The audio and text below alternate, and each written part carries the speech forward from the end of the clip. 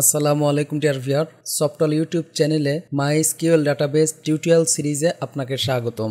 এই ভিডিওতে আমরা গ্রুপ বাই ক্লজের সাথে হ্যাভিং ক্লজের ব্যবহার এসকিউএল কমান্ডে দেখাবো। মূলত হ্যাভিং ক্লজ দিয়ে সাধারণত আমরা ফিল্টার করে থাকি। তো চলুন প্র্যাকটিক্যালি বিষয়টি দেখা যাক। শুরুতেই জাম কন্ট্রোল প্যানেল ওপেন করে অ্যাপাচি মাইএসকিউএল স্টার্ট আছে কিনা দেখে নিলাম। মাইএসকিউএলের অ্যাডমিনে ক্লিক করে আমি আমার ডাটাবেস প্ল্যাটফর্মে প্রবেশ করলাম। তো এই জায়গায় শুরুতে আমি একটি ডাটাবেস তৈরি করে নেব। ডাটাবেসটির নাম দেব সফটল। তো কোডগুলো আমার অলরেডি এখানে করে রাখা আছে যে, তো আমি ক্রিয়েট ডাটাবেস সফটল কোডটি কপি করে জাস্ট এখানে এসকিউএলে ক্লিক করে কন্ট্রোল ভি দিয়ে গো দিলাম। এই যে দেখুন সফটল নামক একটি ডাটাবেস তৈরি হলো। তো সফটলে ক্লিক করে আবার এসকিউএলে ক্লিক করে আমি এখন টেবিল তৈরি করব। এই যে এমপ্লয় নামক একটি টেবিল আমার এখানে কোড করা আছে, কন্ট্রোল ভি গো।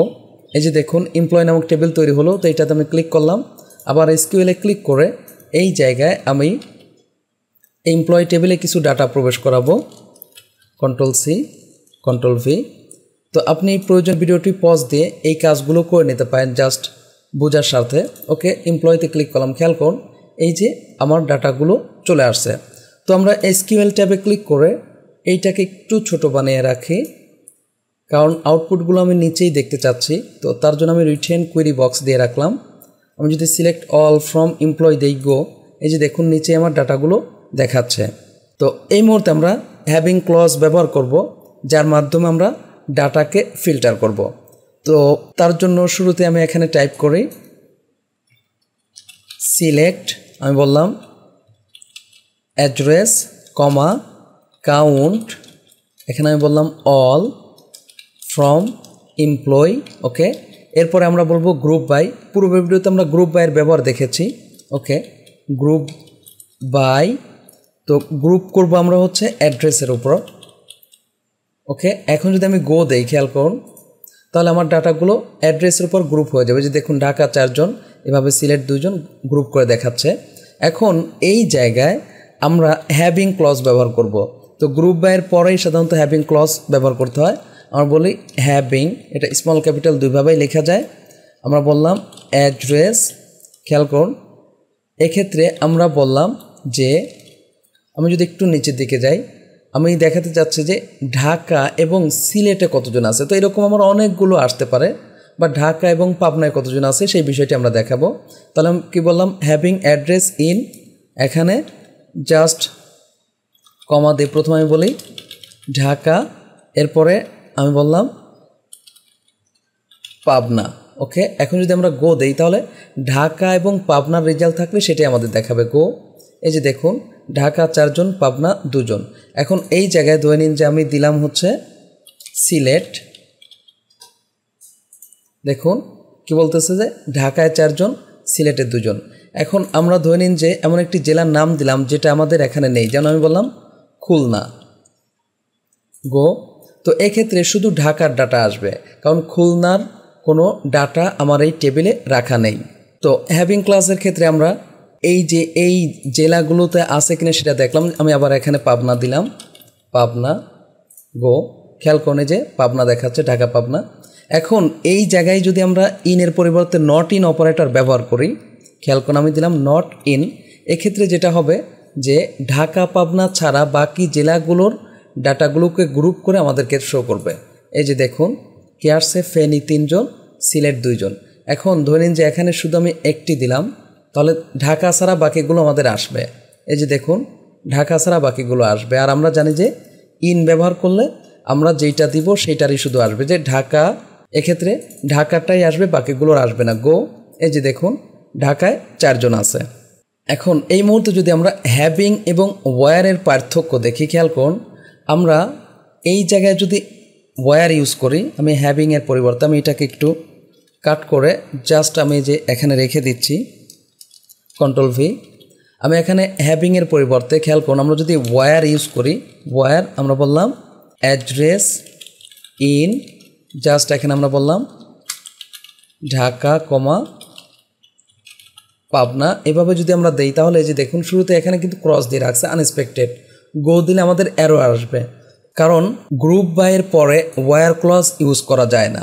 এখন ওয়্যার ক্লজ যদি আমরা ইউজ করতেই চাই, তাহলে অবশ্যই ওয়্যার ক্লজকে আমাদের গ্রুপ বাইয়ের আগে ব্যবহার করতে হবে, যে এই জায়গায়, অর্থাৎ ওয়্যার ক্লজ ব্যবহার করে তারপরে আমরা গ্রুপ বাই ব্যবহার করতে পারবো। গো। এখন কিন্তু আর কোনো ভুল রেজাল্ট আসবে না। যে দেখুন ঢাকায় 4, পাবনা 2। তাহলে এই একই কাজই, ওয়্যারের কাজটাই আমরা হ্যাভিং দ্বারা করতেছি। জাস্ট এটা আমরা পার্থক্য হলো যে গ্রুপ বাইয়ের পরে ব্যবহার করতে হবে, গ্রুপ বাইয়ের আগে না। এখানে আমরা কি বলবো এখন? হ্যাভিং। দেখুন এক্ষেত্রে আর কোনো প্রবলেম হবে না, সেম রেজাল্ট কিন্তু আমাদের আসবে।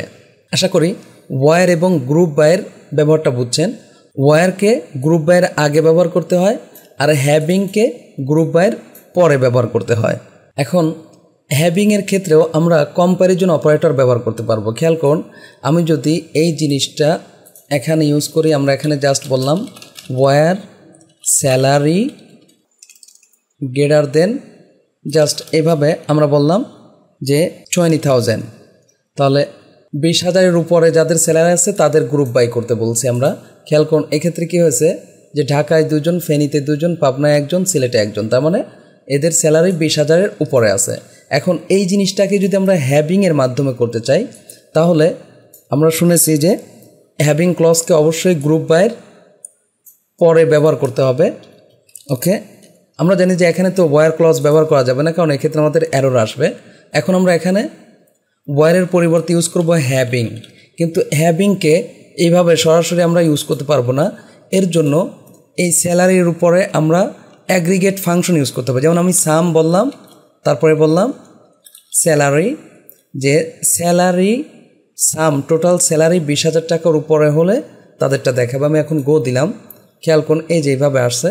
তো আমি একটু বেশি করে দেই এখানে, সাপোজ আমি বললাম 50,000, তাহলে দেখবেন এখানে কিন্তু আমার ডাটা কমে যাবে। গো। এই যে দেখুন এক্ষেত্রে কী হচ্ছে, ঢাকায় 3 জন আছে, ফেনীতে 3 জন আছে। অর্থাৎ হ্যাভিংয়ের পরে আমরা সরাসরি কম্প্যারিজন অপারেটর ইউজ করতে গেলে অবশ্যই সেটা আমাদের অ্যাগ্রিগেট ফাংশনে রেখে ইউজ করতে হবে। এখন আমরা দেখব যে কিভাবে হ্যাভিং এবং গ্রুপ বাই সেই সাথে ওয়্যার ক্লজকে একসাথে ব্যবহার করা যায়। খেয়াল করুন, আমাদের তো এখন দরকার যে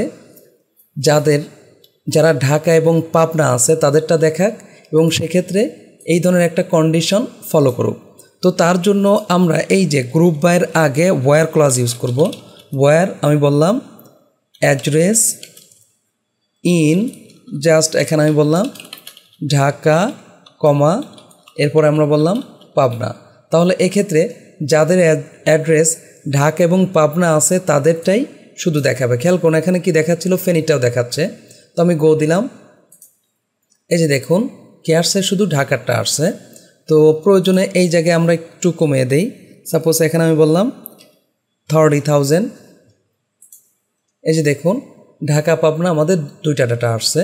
তো এখানে কাউন্টের পরিবর্তে আমরা চাইলে কিন্তু সামও ইউজ করতে পারি।